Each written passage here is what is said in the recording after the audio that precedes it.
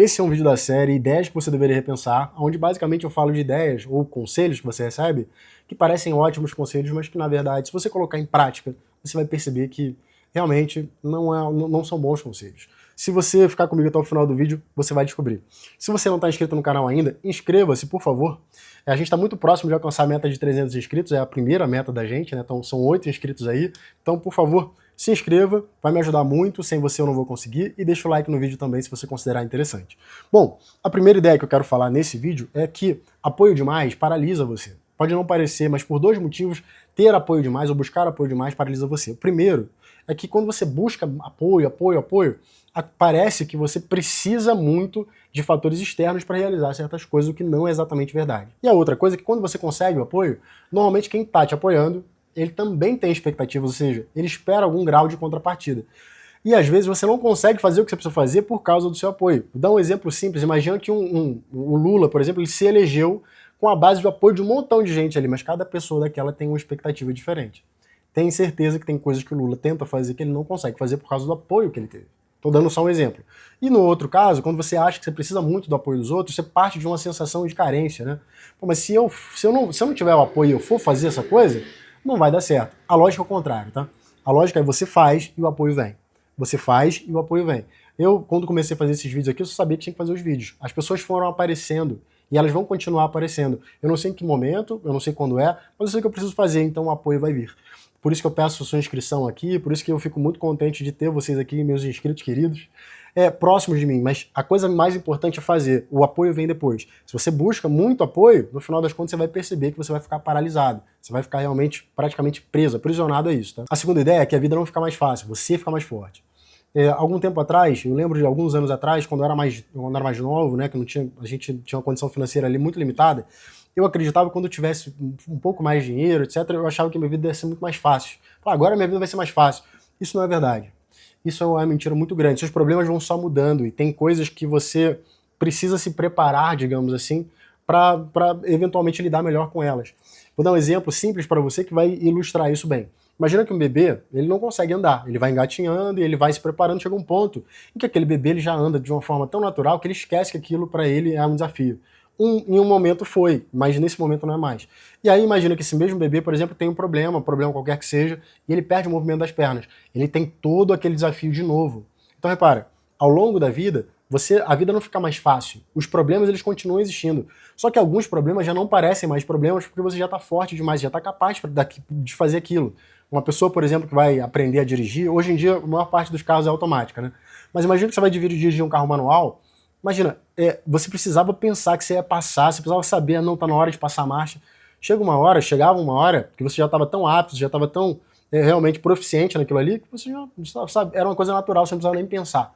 A vida não fica mais fácil. Você vai lidando com aqueles problemas, com aqueles desafios de uma forma muito mais simples, porque você está mais forte, você ficou mais capaz.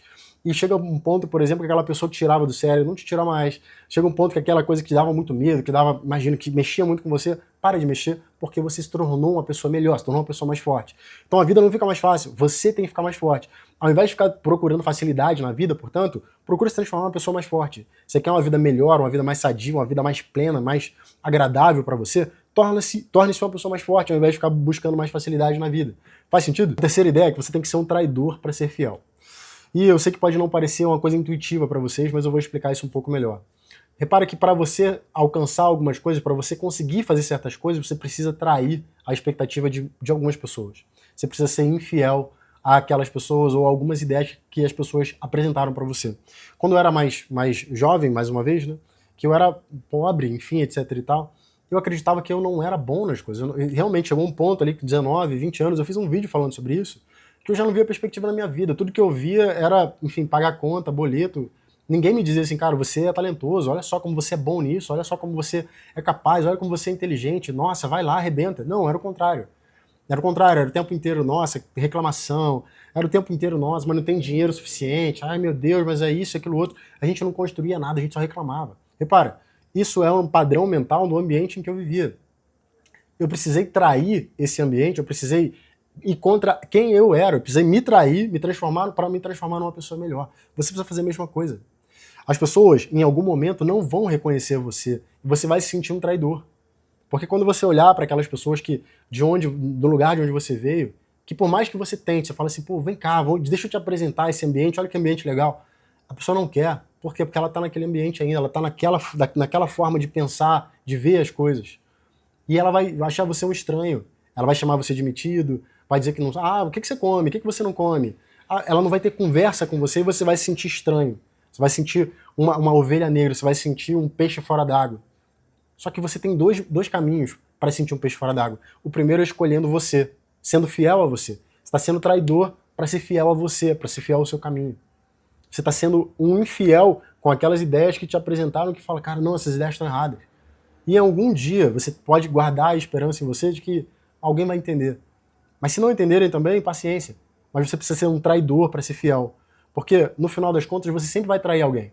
Pode ser que você traia você, pode ser que você traia as outras pessoas, a expectativa das outras pessoas, as expectativas que elas tinham sobre você.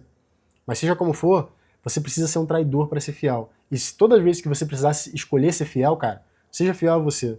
Você não precisa trair as outras pessoas, imagina, trair a confiança das outras pessoas, mas você precisa ser fiel a você. A quarta ideia é que o medo mata mais que a morte. Por que o medo mata mais que a morte? É bem simples.